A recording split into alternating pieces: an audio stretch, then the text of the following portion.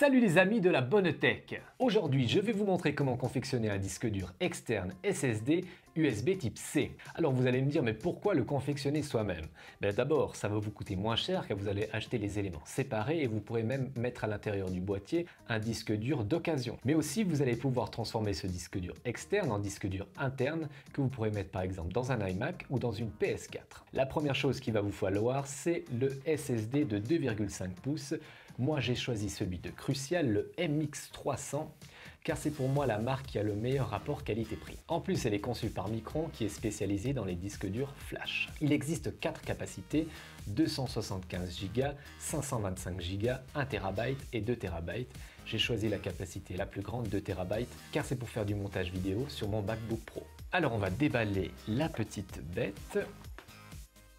À l'intérieur, on retrouve le petit disque dur SSD 2,5 pouces avec les connecteurs, mais aussi un petit support.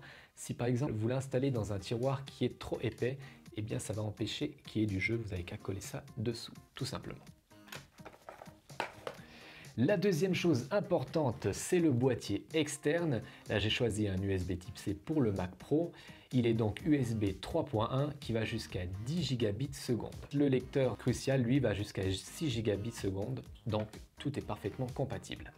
Alors, on va déballer la bête. Ça vient de chez startech.com. Ils ont plein de boîtiers externes pour les disques durs. Vous avez vraiment un grand choix. Je vous laisserai aller regarder, le lien sera dans la description de la vidéo. Alors on trouve le boîtier StarTech, une petite gomme pour caler le disque dur à l'intérieur si jamais il y a du jeu, et aussi le câble USB 3.0 d'un côté, USB type C de l'autre. Très bien. Alors comment ça s'ouvre? Voilà, tout simplement, on a juste à glisser. Ici on a le connecteur, dans le bon sens c'est mieux. Et voilà, on le fait pénétrer. Et ensuite, on n'a plus qu'à remettre le petit couvercle. Tac. Et enlever la petite peau. Et voilà, regardez comme il est beau, tout fait maison. Plus qu'à le connecter au MacBook. Allez, c'est parti!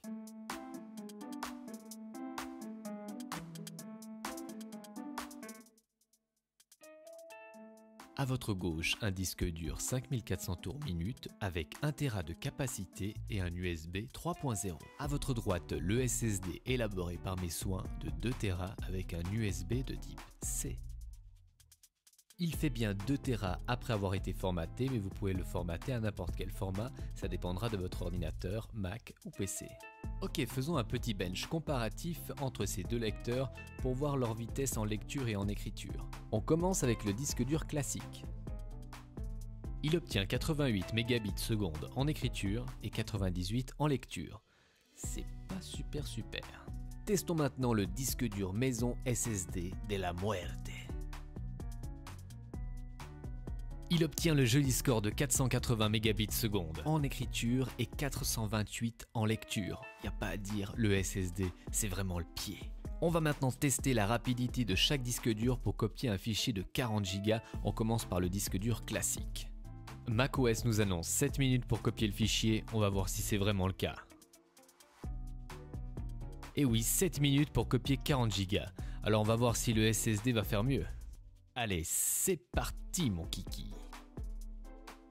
macOS nous annonce environ 1 minute, on va voir si c'est réellement le cas. 1 minute 20 pour copier 40 Go de données, ça fait presque 6 minutes d'avance. Avec le SSD, waouh, ça va booster. Voilà les cocos, vous savez maintenant comment on peut confectionner un disque dur externe SSD USB type C ou USB 3.0. Tout ce qu'il faut pour le concevoir sera dans la description de la vidéo. N'oubliez pas de laisser un pouce méga bleu si vous avez aimé la vidéo et de me laisser un petit commentaire. Je vous dis à très bientôt pour une prochaine vidéo. Faites attention à vous. Bisous.